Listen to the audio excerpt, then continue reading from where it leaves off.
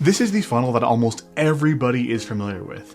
A user comes to your site, they trigger a page view, they generate a lead, they then book a call, right? There's a bunch of stuff in between. That is the funnel that is tried and true. Everyone has used that, from software to info to e-com to everything in between. Maybe not e-com, but you get the idea.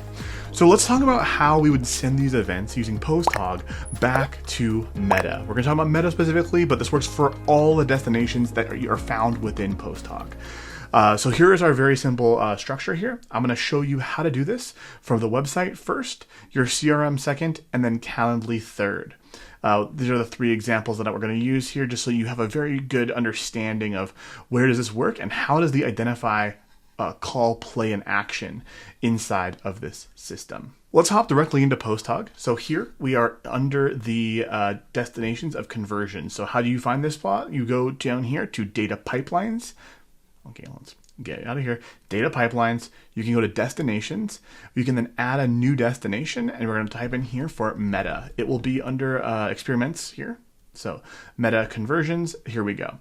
So this is what we have to start with. We need our access token, and then we need the pixel ID. Where do you find that? Let's go into Meta. Here we are. And this is as straightforward as it gets. We are our Media Authentic website pixel, which is our former name, fun fact. And we can see we don't run any meta ads at all. But let me show you here how this works. So you can hop in here. Here's the ID. You can see right there, the 2278, blah, blah, blah, blah. If you hop into test, here's where you'll see if you do see test events. We're going to copy this code as well in a minute. And then under diagnostics and history, you will see anything that has changed. So let's go back into our settings. Here is the pixel ID. And we're going to go back into PostHog, paste that in. Then we're going to go all the way down in settings into find where you're going to generate your access token. These you can generate as much as you'd like to. They don't expire. They just don't stick around here. So that's totally fine. Then you're going to hop into here, paste that access token. Bada bing, bada boom, we are off to the races. And now we get to start customizing things, right? So if you followed other videos on how to get data into PostHog, we're now going to talk about how to getting out of it and going to Meta. So we've worked a lot with Meta. We've built a lot of apps, tools, customers for specifically Meta and Google Ads. So we're very familiar with this. What you're looking at here is PostHog. You've got the event name, which is written in their standard syntax here. And then we have the event ID, which is the ID of the event. What we can actually do here in a minute, we can change this ID if we'd like to into a different ID, but we're going to keep it all standard. Then we have where is the URL. This is the current URL, which is going to pull from the actual event. So keep this in mind, right? In a few minutes when we talk about other data sources like using Calendly or using your CRM, how do we handle that? That's going to come in a moment because some events don't have a URL. So what do you do then? We have the event timestamp, and then we have the website source, right? Was it a website, chat, etc., etc.? It doesn't really matter. Like, it doesn't really. I've never seen this actually matter. So keep that in mind. So now we can come in here and we can decide if we're going to use events or actions to trigger this. By default, most people want to use events. I'm a big fan of actions, I'm not going to lie, just because you can have a bunch of different things that you can trigger together, right? All these different things. But let's go into events, and I'm just going to use our generic lead generated here. So this will be our default generate lead event that happens. And you can see here, this is when somebody fills out a contact form on visionlabs.com, which you should do to have us do this for you. Okay. So down here, we then have these person properties. So these are the properties from the actual person profile inside PostHog. More on this in a second. So by default, we'll have email, first name, last name, the Facebook click ID, and then the client user agent. We can add more of these depending on how custom your setup gets. You can add like phone number and other specificities as time goes on to increase that event match quality score.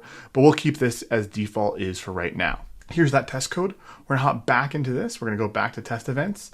We're going to grab the server here because all of these are the actual server pieces. Bada bing, bada boom. There we go. And then what we can do is we can hit start testing and then test function. All right, so this is not working because it's firing a page view event by default. So I'm just going to change this for the sake of simplicity to just fire on the page view. So this will fire the page view event. And we're just going to hit test on this. Okay, so there we go. It went through because it was a page view event. It did not go through the previous time because we had customized it up there. And I'll show you how to edit the source code here in a second. So if we hop back over here, you will see page view custom event manual setup from the server with the event ID here. So and it's coming from the website, and the user keys enabled our email. Okay, we have now gotten data into our account. How do we improve this, right? This is out of the box, straightforward. Ta-da, you now know how this works. I wouldn't recommend doing this for every event, but you can. What we want to do is we want to customize this and look for the lead events. Okay, so right now we've got our email, first name, last name, FBC, and then these other pieces. Let me show you what happens if we look at our workshop registered. So this event comes from our CRM. It goes from our CRM, stores that event here, and you'll see here, like we would promote it every like the Monday or something like that. And so you'll see here there's lower volumes because it's people registering for our workshops. I'm going to come down here now and we are going to clear this test result, edit source code. And we are going to go up here into find the actual event name. So what we actually did here is we loaded in a previous event. So here is the workshop registered event. We're going to blur out the email because this pulls in sample data. And then this has all the information from the actual event. So let me hit test function now, where this should fire. So let's go here and we're going to hop back into our testing thing. And so you'll see here our workshop registered. So it came from the website and it has the email. The problem is, and this is unfortunately really difficult to see, is that this does not have an actual email. The actual event does not have a URL associated with it. So what you'd want to do in this case is we would want to make another either data source, or we could write code to update this to overwrite the event source URL to either just be the website like visionlabs.com, because now it's going to show from that source. It came from the website and it came from this URL. So that is the only caveat here. But what's really, really nice is if we go into the user property, so hopefully that made sense here, everybody. I'm going to undo that. We're going to hit save on this.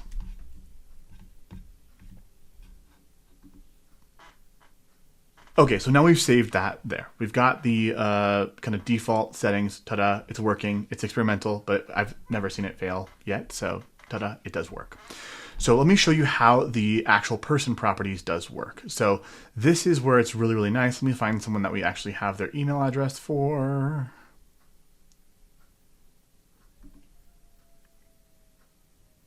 Okay, so here is the beauty of what PostHog can do, right? And I'm going to sketch this out and we're going to blur out a lot of these identifiers, but here is the idea. Is that because PostHog has these identify calls and it can serve as a true CDP, like similar to Segment or other things, is that we can identify a user one time using their email address. So usually the identify happens with Susan@hotmail.com, right? So we've identified the actual person. So then whenever a event comes in, so say for example, on the website, they click on an ad. And so this email gets associated on the website with their Facebook site, FBCLID.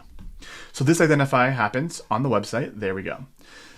Then they book a call on Calendly. Okay, so then they go here to Calendly. So what happens is with our PostHog instance is that this event got sent, right? They got identified here.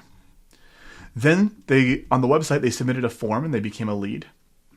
And that now stores the FB click ID to their PostHog profile. It is a person property.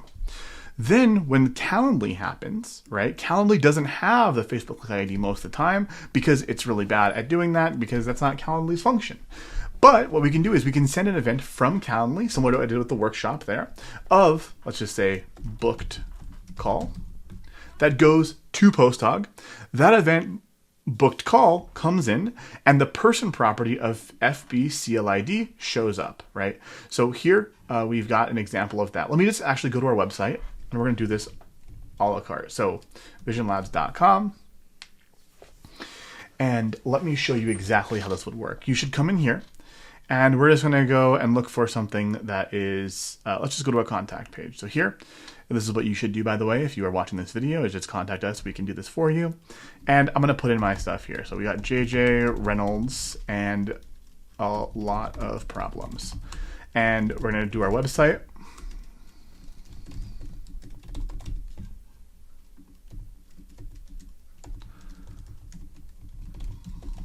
Okay, and so what I'm going to do now is I'm going to come up here before I hit contact on this, is I'm going to put in an FB CLID equals 123 ABC.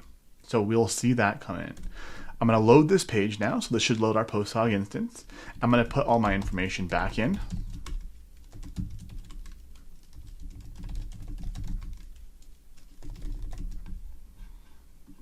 And I'm going to hit submit. Once this hit submit happens, it routes in the browser. If it connects that event, it then also sends from our CRM directly to here. And then I can book a call here on Calendly. So you can do this as well, folks. So let's hop into PostHog. We're going to go into our persons and we're going to see if we can find a JJ.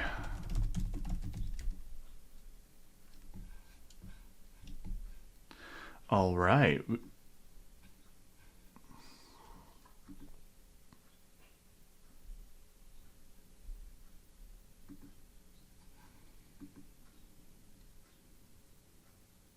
Here we go. So we are now currently on the person profile of JJ, which has been merged with a few others because I've got so many different tests that I've run on this site. So it's kind of all over the place here. But here is the person, which is also associated with test@test.com because I've done that before. And if we come into the properties of this person, we should be able to find the FB.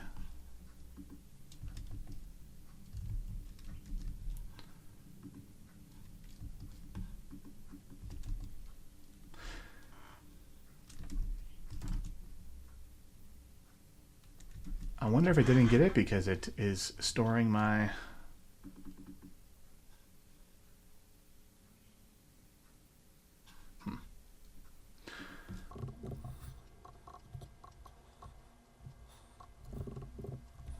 Okay, we had a little bit of troubleshooting there. It turns out PostHog is smart enough to know of what a real Facebook click ID should look like. So my testing of 123 ABC was not working out. But here, let me show you what I did. Is I used this new email, testing Vision Labs, blah, blah, blah, ad.com. And let me just walk you through that. So here, testing Vision Labs loaded the homepage with a click ID because we came from an ad, right?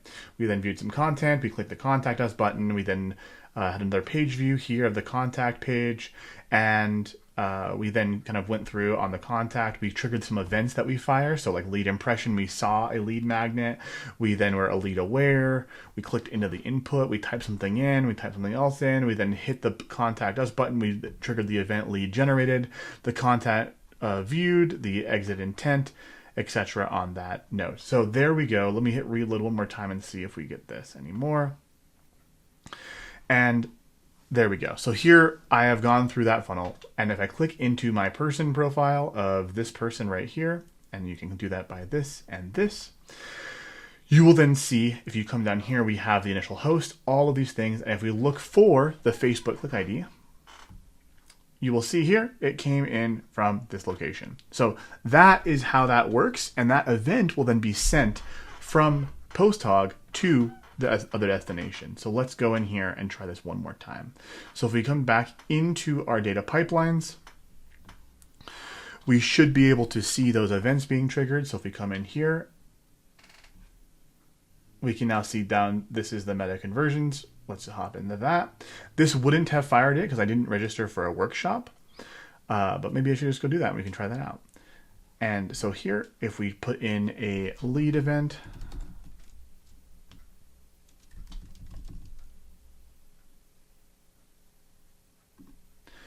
which I just fired.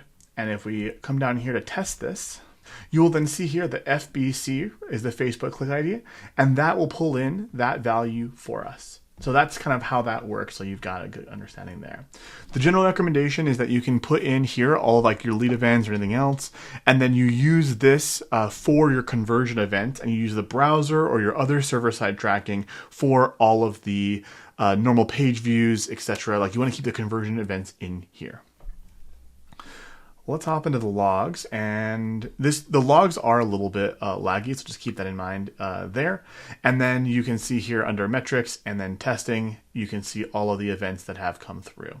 So all of these events did get fired from our generate lead event, and they did go through.